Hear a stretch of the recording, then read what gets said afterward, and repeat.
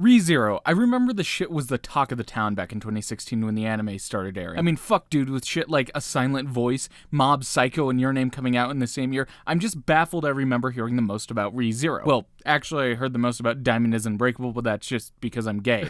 So let's just talk about that. ReZero, or ReZero Starting a Life in Another World, or ReZero Karahajimeyu Isekai Sekatsu, is a dark fantasy light novel written by this nice person right here, and the initial online release of the novel was in April of 2012, and then the light novel series began publication in 2014, then a manga followed that exact same year, and then eventually 2 years later in 2016, the series got an anime adaptation, but then as the light novel and manga continued with only one season out of the anime, it kind of fell into obscurity. Just fucking kidding, there's a second season that actually started releasing in July of 2020, which is probably why you're watching this and the point of the video. Actually, the point of the video is to analyze the series as a whole so that way the viewer at any time frame may understand whether or not the series is worth a go at despite. ReZero is about the main character Re, a man of the Zero clan. ReZero is about Natsuki Subaru, an aimless teenager in his last year of high school who gets transported into a fantasy world. There he meets some people, does some things, and most importantly meets Satella, a silver-haired half-elf that he falls in love with due to her kind nature and beauty, and this is all the story's really about. How Subaru loves Satella.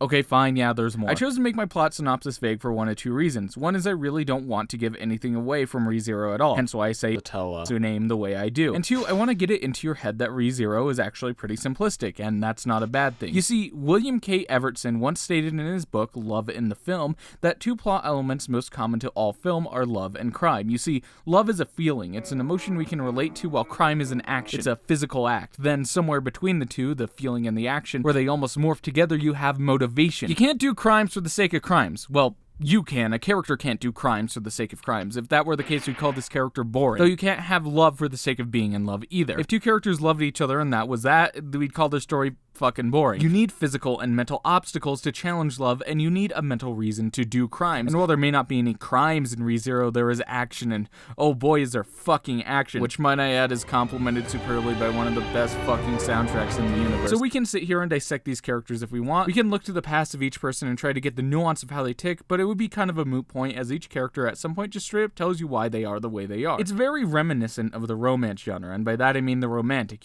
stories of chivalry and honor, where the goal is to fight for your love. From episode 0, see what I did there? We are given Subaru's love and obstacles he has to face. We have his motivation for doing what he wants, and the rest of the series becomes about facing more and more perilous obstacles because of his love for Satella. Now you may think from the setup we can easily get into the territory of the boring hero who does a thing and wins the day, which is true. The simplicity of ReZero can lead to a repetitive formula that makes the story feel mundane, though it rarely does because of the main character. Like I stated, the series shares commonalities with the romance, and I think that would be exemplified by Natsuki Subaru. Because of the show's gimmick, the viewer's suspension of disbelief is at a constant snapping point. How is one supposed to believe that the main character is at any form of risk based on this setup? Well, my ponderous amigo, let me explain. Subaru is a simple guy, and I don't mean he's a shallow character, he's just simple. From the start, we are able to read and understand this personality perfectly because of our previous knowledge of anime and film. And then the simplistic man going through each and every trial becomes engaging for the viewer because throughout each trial and tribulation, we don't have time taken away from the action to learn more about Subaru as a person. Instead, we focus on the action and how it's able to affect him. How many times have you watched a show and two powerful people are just fucking wailing on each other, but because the story's kind of weak and it's kind of boring, they have to fill the whole fucking thing with flashbacks and twists like, haha,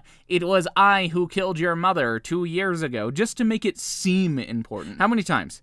How many fucking times have you seen it? A lot of the time, there's not a clear bad guy for the series. The constantly shifting environments take a toll on the main character mentally and forms an engaging internal struggle. Especially since a lot of the time he creates more problems trying to avoid others, making a great looming threat of the series' madness, straight up insanity of his own doing, which is really fucking cool, because like in romanticism, madness is always a subject that's portrayed but almost never applied to the main character. And I'm pretty sure I got 3 more fucking paragraphs in me about how cool this is, but I feel a seasoned veteran of writing and directing, Christopher Nolan, can more eloquently summarize what I have to say, especially in a lot less words. One of the story elements I'm continually drawn to is the protagonist who suffers, and I think, in a thriller or an action film or whatever, by definition, you're going to test your protagonist, you're going to put somebody through a lot. I think if that comes from inside themselves somehow, if they are somehow responsible for their own predicament, I find that very evocative. I find that very, very much more moving than if it's as simple as, oh, well, here's a bad guy and he's doing bad things. So I think with all the stories I've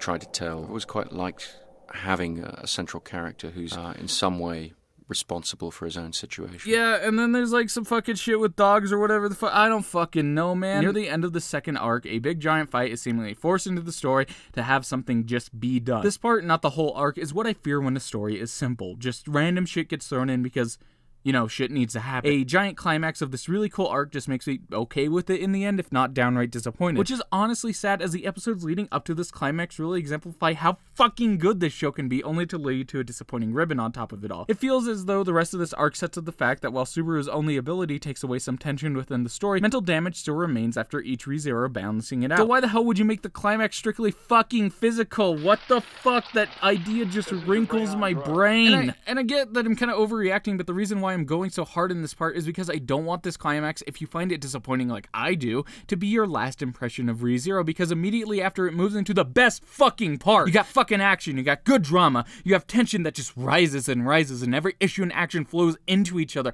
and our understanding of everything shifts and turns as the story goes on, and it's just so fucking good! The rest of the series is putting its best foot forward consistently. Not all the time, but consistently, and I chalk this ending up to the fact that the writer is just getting used to the series. Like I said before, this story has very big similarities to the romance genre of theater. This is where I find the beauty of distinction that anime tends to have over other media. It's like a throwback to the old ways of storytelling. Simplistic people in a complicated world that are challenged to prove their own worthiness, but it all has a twist to it that makes it very enjoyable. The romance is either set in a contemporary at the time setting or in a historical concept. The reason why you probably don't understand fucking Shakespeare in high school is because most of his plays are set in history. History that we tend not to go over within schools anymore. But you know who knew these stories? That's right, Shakespeare's fucking audience. So this leads to the distinction that I believe places ReZero above the traditional drama. It's isekai. Alright. It's because it's fantasy. I personally dislike the isekai genre, and I don't think that's my own sentiment, but I'm going to probably come around on that opinion when it finally decides to fucking die out. The fantasy and isekai aspects of the series add the same amount of tension and expectation that previously placing drama in history did for normal audiences. You ever watch Inglourious Basterds or Once Upon a Time in Hollywood? Do you know those twists at the end? Let me just tell you, Shakespeare's audiences at the time would feel that whenever they saw his plays. Instead, now we don't know fucking jack shit about history. Do you know when the Crusades were? You fucking don't. Don't lie to me. Instead, all we know about is media, hot chip, and lie. We have media fucking everywhere thanks to cell phone and computers. This instead allows the writer to use our previous understandings of the romance and the drama and the anime to subvert our expectations in a meaningful way. Making the main character a fish out of water...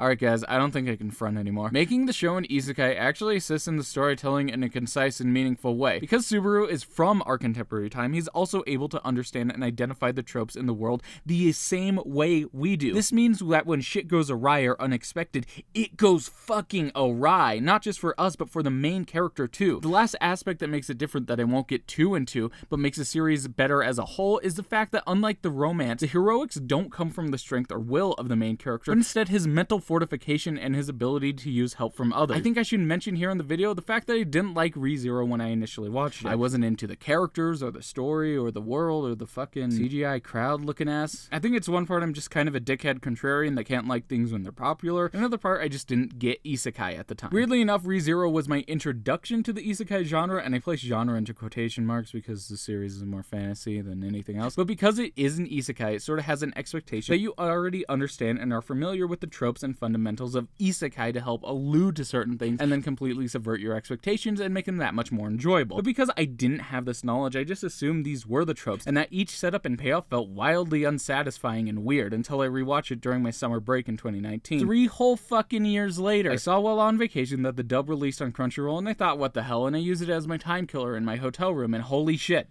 everything made sense now. I understood everything. Everything that I thought was dumb and made no sense was brilliant and made sense. I understood the nuance and appreciated the simple yet potent use of character and world interaction. This may be because I watched some isekai since then and got what the show was going for, or it may be that watching ReZero multiple times makes it better, or maybe I just wasn't focused on reading fucking subtitles the whole time. I don't fucking know.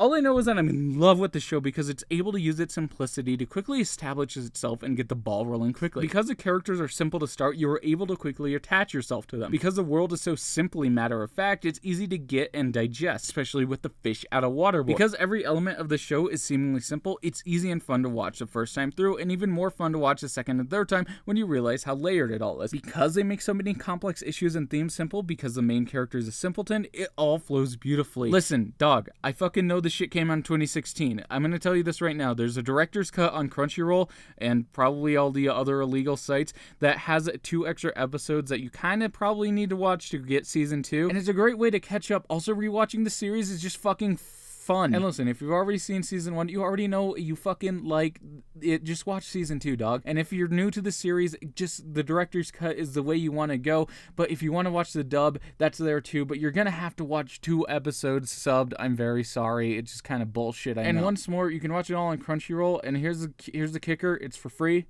It's for fucking free. You can just close the video. Hey, thanks for watching my dumbass video. All of the music in this was made by my friend Mere, and you can check his shit in the description below. And I was wondering what you thought of the video. Do you think my thoughts were on point, or do you think they were a little uncouth? I love to hear what people think of my videos and what they think I can do to improve on that. I also really love to hear what people think of what I'm covering themselves and their opinions on that. Thanks. Also, I have a video on Uzaki-chan that came out this season as well, and I'd love it if you check that out too.